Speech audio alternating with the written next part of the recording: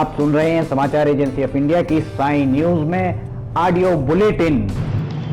नमस्कार, आप सुन रहे हैं समाचार एजेंसी ऑफ इंडिया में मंगलवार 25 अगस्त का राष्ट्रीय ऑडियो बुलेटिन। अब आप शरद खरे से समाचार सुनिए। देश में 1 सितंबर से अनलॉक 4 की शुरुआत के बाद से स्कूल और कॉलेज खोले जाने को लेकर चर्चा आरंभ हो गई है। हालांकि स्वास्थ्य मंत्रालय ने मंगलवार को इसे लेकर कहा कि सरकार की ओर से स्कूल और कॉलेज खोले जाने को लेकर अब तक कोई निर्देश नहीं दिए गए हैं। महामारी के चलते मार्च से ही देश में एजुकेशनल इंस्टीट्यूट बंद है। स्वास्थ्य मंत्रालय के सचिव राजेश भूषण ने कहा कि देश में जो भी गतिविधियां आरंभ की जा रही हैं, उसके लिए स्वास्थ्य मंत्रालय एसओपी जारी करती है। जब भी फैसला होगा, इसे लेकर एसओपी जारी किया जाएगा। देश भर के स्कूलों और अभिभावकों ने राज्य सरकारों के जरिए केंद्र को भेजे फीडबैक में कहा है कि स्कूल खोलने का फैसला स्थिति सामान्य होने के बाद ही लिया जाए। बच्चों की सेहत और जीवन को लेकर किसी भी तरह का समझौता करने या हड़बड़ी करने की आवश्यकता नहीं है, इसलिए स्कूल खोलने पर फैसला आने की फिलहाल कोई संभावना नजर नहीं आ रही है। मध्य प्रदेश के सिवनी जिले की कोतवाली में लगभग 3 साल से कबाड़ में रखी भारत माता की प्रतिमा का मामला दिल्ली में गूंजता दिख रहा है। दिल्ली के अखबारों में मध्य प्रदेश के सिवनी की कोतवाली में पिछले 3 सालों से भारत माता की प्रतिमा का अपमान होने संबंधी खबरें दिखाई दे रही हैं। इसमें कहा जा रहा है कि इस प्रतिमा को सिवनी से 3 किलोमीटर दूर मरझोर गांव से प्रशासन द्वारा जब्त करके कोतवाली लाया गया था। कोतवाली के कबाड़ खाने में रखी गई है प्रतिमा खराब हो रही है। दरअसल विद्युत मंडल में कार्यरत सरकारी कर्मचारी विपत लाल विश्वकर्मा के द्वारा अपने खर्च से 2 लाख रुपए की लागत से 5 टन वजनी भारत माता की एक बहुत ही खूबसूरत प्रतिमा बनवाकर सरपंच की सहमति से उसे मरझोर ग्राम में स्थापित करने की कवायद की जा रही थी। प्रतिमा स्थापित करने की कवायद के बीच ही कुछ लोगों ने प्रशासन से इसकी शिकायत कर दी। शिकायत पर कार्रवाई करते हुए प्रशासन उस मूर्ति को जब्त करके कोतवाली ले आया। प्रशासन द्वारा जब मूर्ति को वहां से हटाया जा रहा था तो मूर्ति ट्रैक्टर ट्रॉली से नीचे गिर गई थी। मूर्ति हटाने के दौरान विवाद भी हुआ था। जनचर्चा का विषय बना रहा है कि जिस देश और प्रदेश में उस बीजेपी का शासन है जो भारत माता के लिए जान न्यौछावर करने की बात करती है, इसके बावजूद विगत 3 वर्षों से भारत माता का कोतवाली में कैद रहना हैरान करता है।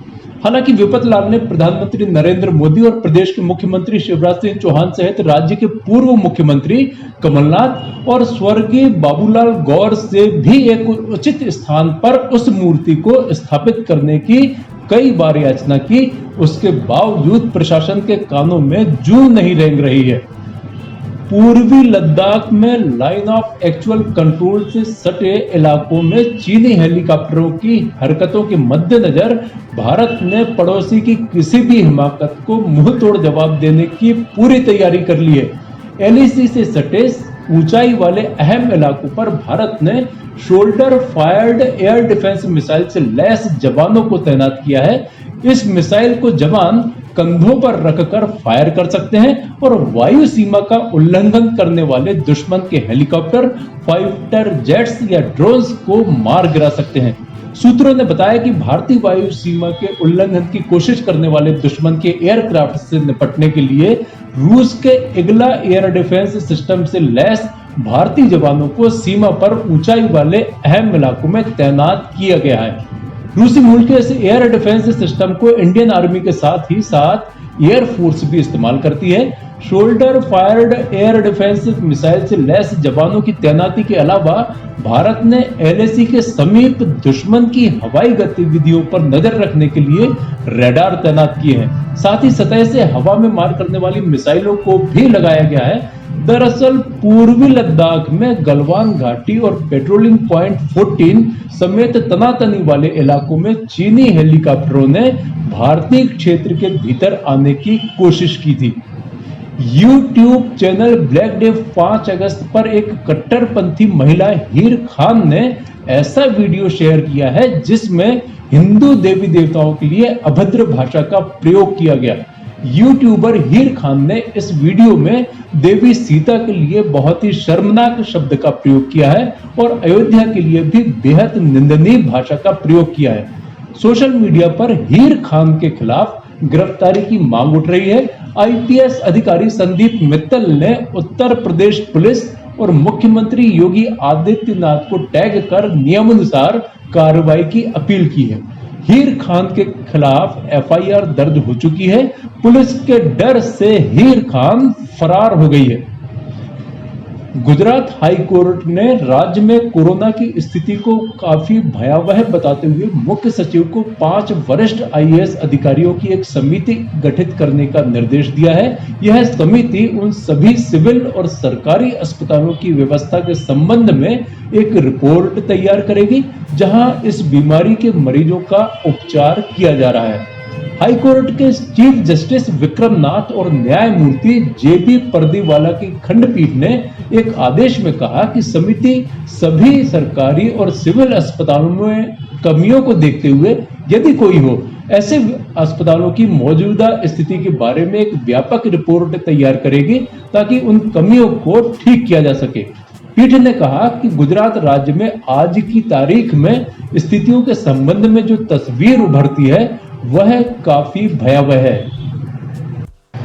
राजस्थान में भरतपुर से सांसद रंजीता कोली के पति पर बयाना कस्बे की एक युवती ने घर में घुसकर छेड़छाड़ का गंभीर आरोप लगाया है। पीड़िता ने इस संबंध में गुरुवार की शाम को बयाना थाने में केस दर्ज कराते हुए सांसद पति के खिलाफ कड़ी कार्रवाई की मांग की है। पीड़ित युवती की उम्र 25 वर्ष है और वह पठानपाड़ा मोहल्ले की निवासी है। इस मजदूर युवती ने भरतपुर सांसद रंजीता कोली के पति ओमी उर्फ होमचंद कोली पर 11 अगस्त को देर रात घर में घुसकर नशे में छेड़छाड़ करने और अश्लील हरकत करने का आरोप लगाया है। बयाना पुलिस ने सांसद के पति के खिलाफ छेड़छाड़ और अश्लील हरकत करने का मामला दर्ज करके अपनी जांच आरंभ कर दी है। समाचारों के बीच में हम आपको यह जानकारी भी दे दें कि मौसम संबंधित अपडेट्स जानने के लिए समाचार एजेंसी ऑफ इंडिया के चैनल पर रोजाना अपलोड होने वाले वीडियो अवश्य देखें। मौसम से संबंधित अपडेट्स मूलतः किसानों, निर्माण कार्य करवाने वालों आदि के लिए फायदेमंद साबित हो सकते हैं। समाचार एजेंसी ऑफ इंडिया के द्वारा अब तक मौसम के जो पूर्वानुमान जारी किए गए हैं वे 95 से 99% तक सही साबित हुए हैं। भारत में कोरोना वायरस के मामले रोजाना तेज गति से बढ़ रहे हैं। ऐसे में लोग कोरोना वैक्सीन का बेसब्री से इंतजार कर रहे हैं। दुनिया भर के कई देशों में वैक्सीन पर काम हो रहा है, लेकिन भारत में भी 3 कोरोना वैक्सीन है जिनका तेज गति से परीक्षण किया जा रहा है। भारतीय आयुर्विज्ञान अनुसंधान परिषद ICMR के महानिदेशक प्रोफेसर डॉक्टर बलराम भार्गव ने मंगलवार की शाम को स्वास्थ्य मंत्रालय की नियमित प्रेस वार्ता में वैक्सीन की स्थिति पर जानकारी दी। उन्होंने बताया कि भारत में कोविड-19 की 3 वैक्सीन पर काम जारी है। इसमें से जो सबसे आगे है वह सीरम इंस्टीट्यूट की कोविशील्ड 9 वैक्सीन है। यह वैक्सीन ट्रायल के फेज 2B और तीसरे चरण में है। सीरम इंस्टीट्यूट ने वैक्सीन की उपलब्धता के बारे में रविवार को सफाई दी थी। उन्होंने कहा था कि वर्तमान में सरकार ने हमें केवल वैक्सीन का निर्माण करने और भविष्य में उपयोग के लिए भंडार करने की अनुमति दी है। इसके अलावा डॉक्टर बलराम भार्गव ने अन्य 2 वैक्सीन के बारे में भी बताया। उन्होंने कहा कि भारत बायोटेक और जायडस कैडिला वैक्सीन ने अपना पहला ट्रायल पूरा कर लिया है। डॉक्टर भार्गव ने प्रेस वार्ता में कहा कि मैं यह नहीं कहूंगा कि युवा या बुजुर्ग लोग, बल्कि गैर जिम्मेदार, कम सतर्क लोग जो मास्क नहीं पहन रहे हैं वे ही भारत में महामारी को फैला रहे हैं। केंद्रीय स्वास्थ्य मंत्री डॉक्टर हर्षवर्धन ने देश में बनने वाली वैक्सीन को लेकर कहा था कि हमारी एक वैक्सीन का परीक्षण तीसरे चरण में है। उन्होंने कहा कि हमें पूरा विश्वास है कि इस साल के आखिर तक वैक्सीन बनकर तैयार हो जाएगी। डॉक्टर हर्षवर्धन ने ट्वीट करते हुए उम्मीद जताई है कि यदि सब कुछ ठीक रहा तो भारत इस साल के आखिर तक कोरोना वायरस का टीका हासिल कर लेगा। देश में कोरोना संक्रमित मरीजों की तादाद 31,72,077 पहुंच गई है। इसमें से सक्रिय मरीजों की तादाद 7,07,059 और रिकवर्ड मरीजों की तादाद 24,05,859 है। इस बीमारी से हुई मृत्यु का आंकड़ा 58,592 हो गया है। कोरोना संक्रमितों के एक्टिव मरीजों की तादाद जिन राज्यों में 10,000 से अधिक हो गई है, उनमें महाराष्ट्र में सर्वाधिक 1,68,126 एक्टिव मामले हैं। महाराष्ट्र के बाद आंध्र प्रदेश में 89,516 एक्टिव मरीज, कर्नाटक में 81,211 एक्टिव मरीज, तमिलनाडु में 53,282, उत्तर प्रदेश में 49,288, पश्चिम बंगाल में 27,694, उड़ीसा में 26,825, तेलंगाना में 23,737, बिहार में 21,393, केरल में 20,323, असम में 19,274, राजस्थान में 14,883, गुजरात में 14,588, पंजाब में 13,798, दिल्ली में 11,626 और मध्य प्रदेश में 11,944 एक्टिव मामले हैं। आप सुन रहे थे समाचार एजेंसी ऑफ इंडिया में मंगलवार 25 अगस्त का राष्ट्रीय ऑडियो बुलेटिन। बुधवार 26 अगस्त को एक बार फिर हम ऑडियो बुलेटिन लेकर उपस्थित होंगे।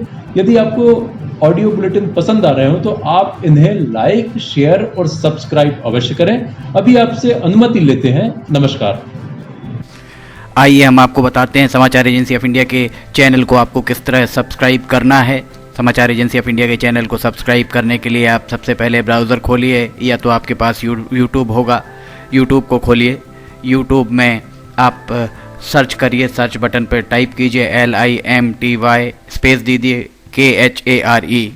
जैसे ही आप ये करते हैं ये आपके सामने खुल जाएगा। इसके खुलने के बाद आप देख सकते हैं यहाँ पर साई SAI आपको ये दिखाई दे रहा है। लाल रंग का जो बटन आपको ये दिख रहा है लाल रंग का, इसको आप क्लिक करिएगा। जैसे ही आप इसको क्लिक करते हैं इसका रंग लाल नहीं रह जाएगा। इसके बाद दाएं कोने पर जाइए, दाएं कोने पर ऑल पर्सनलाइज नन, इसमें आप ऑल को क्लिक कर दीजिए। जैसे ही आप ऑल पर्सनलाइज बटन को प्रेस करेंगे, ऑल बटन दबाएं। जैसे ही आप ऑल बटन दबाते हैं आप इस चैनल को सब्सक्राइब कर देते हैं। इसके बाद आप देखेंगे यहाँ पर सब्सक्राइब वाला बटन आपको लाल नहीं दिखाई देगा।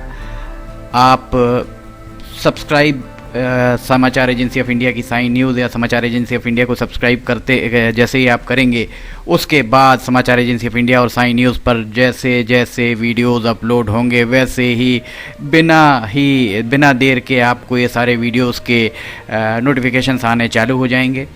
आप समाचार एजेंसी ऑफ इंडिया की सारे वीडियोस देख सकेंगे। आप इसका लाभ ज़रूर उठाइए, सब्सक्राइब करिए और दोस्तों को कहिए वे भी सब्सक्राइब करें, लाइक करिए, शेयर करिए। नमस्कार।